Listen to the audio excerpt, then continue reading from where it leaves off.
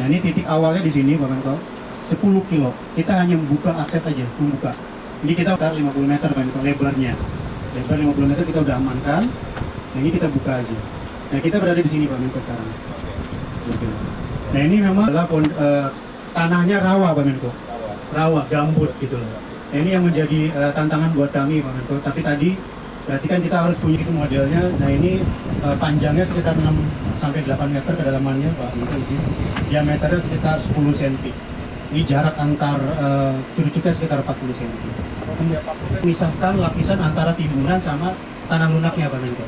Ini juga sama sifatnya untuk Pak Menko lebih kepada untuk urpilat timbunan pilih. Izin lanjut lagi Pak Menko ke berikutnya. Tapi bukan berarti yang aspal juga kita anggap remeh ya Pak Menko, enggak. Tapi kalau bicara tantangan lebih banyak di fondasi. Ya, izin lanjut lagi Pak Menko. Ini yang sudah sampai di sini, kita berada di sini. Dan kurang lebih untuk gambaran pembangunan jalan akses bandara seperti itu Pak Menko. Dan ini saya mohon izin Pak Menko, kebetulan ini momen buat saya Pak Menko bisa bertemu dengan Bapak. Kalau boleh saya boleh cerita yang lain Pak, izin Pak di luar akses bandara Pak Menko. Boleh. Ya. Izin Pak ke sini Pak. Jangan suratan ya. Harus ya kalau jalan nasional minimal 7 meter. Ini kami sekalbar ini 4,5 meter, 5,5 sampai 6 meter Pak Menko.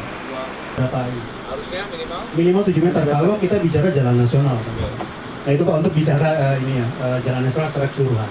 Kemudian izin Pak Menko, ini juga kami ingin melaporkan di kami misalnya karena perbatasan ini tidak hanya sebagai ketahanan ya Pak Menko ya untuk antara Indonesia dengan Malaysia, tapi di sini juga adalah untuk mendukung perkebunan. Mulai dari sini ada Temaju, kemudian di sini ada Simpang Tanjung Pak Menko, PLBN Pak Menko.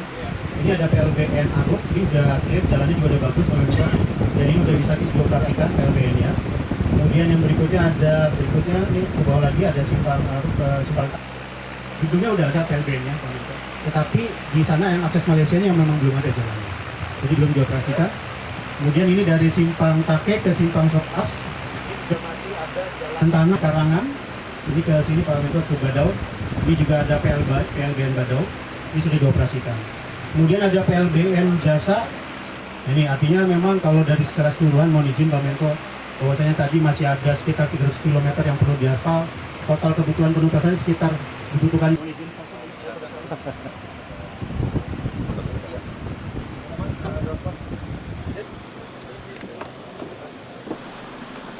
Boleh foto Mas? Boleh foto ya Pak?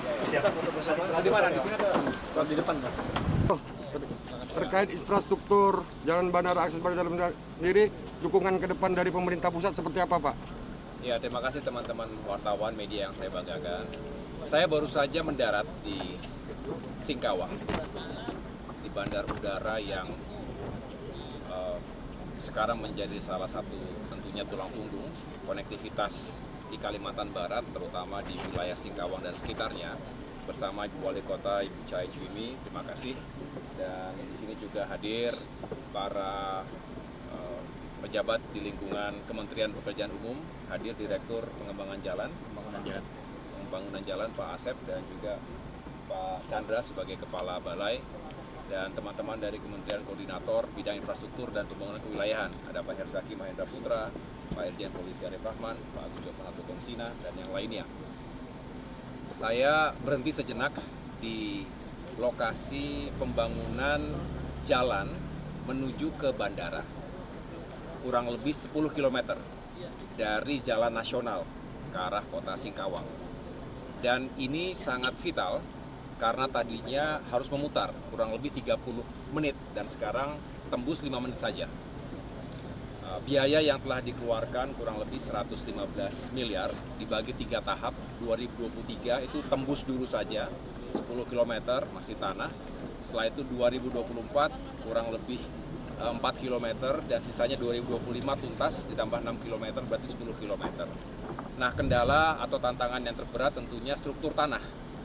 Ini gambut, ini rawa, oleh karena itu perlu penguatan di sana sini. Tadi dijelaskan oleh Pak Kepala Balai, dipasang cerucuk 4-6 meter, jaraknya 40 cm, dan ada yang namanya geotextile stabilisator untuk memastikan antara tanah yang ditimbun di atas ini juga baik dengan kondisi rawa tadi.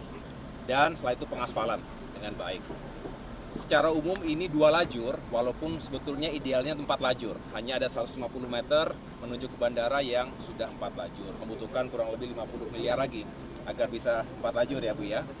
Nah kemudian juga tadi saya mendapatkan penjelasan bahwa secara umum jalan nasional di Kalimantan Barat ini ada sekitar 2.000 km. Secara umum 95-97% kondisinya baik, siap. Tetapi yang menjadi tantangan adalah lebarnya itu dirasa masih kurang. Dari idealnya 7 meter, ini masih sekitar 4,5-5 meter. Dan tadi juga terakhir disampaikan terkait dengan perbatasan. Ada 600 km dari ujung Temajuk, Jagoy Babang, kemudian Entikong, sampai dengan tembus ke Putus Sibau. Kita harapkan juga semuanya bisa aspal. Sementara hari ini baru separuhnya, kurang lebih 300 km. Ini bukan hanya beranda terdepan kita terhadap tetangga kita Malaysia, tetapi juga memiliki aspek strategis selain keamanan tentunya, tapi juga secara ekonomi. Karena di sekelilingnya adalah kebun-kebun kelapa sawit yang juga memiliki nilai ekonomi yang tinggi. Oleh karena itu, tadi tentunya dikalkulasi dengan baik oleh Kementerian PU dibutuhkan anggaran yang ya cukup besar, tentunya masih besar sekali, sekitar 8 triliun rupiah ya, untuk bisa menyambungkan jalan perbatasan Kalimantan Barat dengan Malaysia ini. Jadi tentunya kami datang untuk mendorong sekaligus memastikan pembangunan infrastruktur ini juga terus berjalan. Harus ada progresnya, walaupun kita juga selalu dihadapkan dengan anggaran yang tersedia, baik di tingkat pusat maupun di daerah. Namun tugas kami Kemenko Infrastruktur ini adalah menjembatani, termasuk tentunya ada Kementerian PU secara teknis yang akan terdepan bersama dengan pemerintah daerah, baik provinsi maupun kota, ya, Ibu Wali Kota tentunya juga akan terus mengawal ini, dan Singkawang harus terus menjadi destinasi yang baik. Dan kebetulan besok juga ada festival besar Cap Gomeh yang juga setiap tahun diselebrasi, bukan hanya tingkat lokal, nasional, bahkan internasional. Ini juga akan mendatangkan potensi ekonomi dan meningkatnya pariwisata dan ekonomi kreatif di Singkawang. Infrastruktur akan terus kita dorong, karena dengan infrastruktur kita bisa memajukan ekonomi.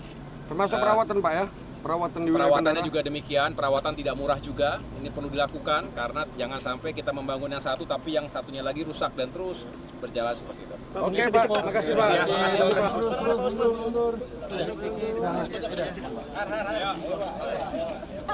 Izin Bapak, 1, 2, 3, sekali lagi 1, 2, 3. Ya, terima kasih. Terima kasih.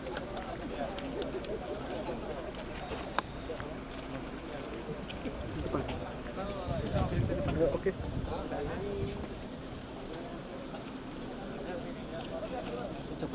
Cabut. Makasih ya.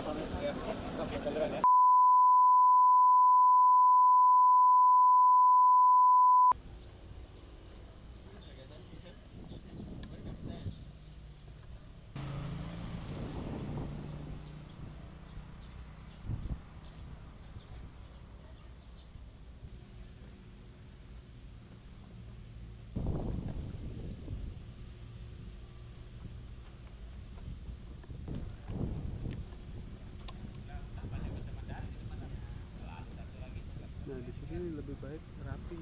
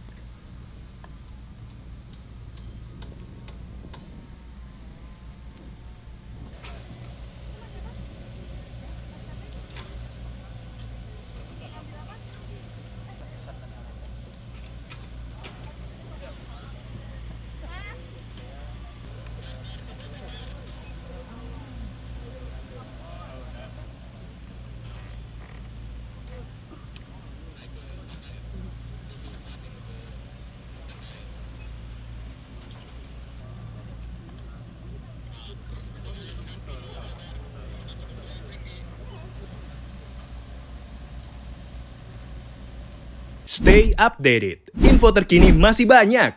Jangan lupa subscribe, like, dan share YouTube official OKZone. Dan selengkapnya ada di okezone.com.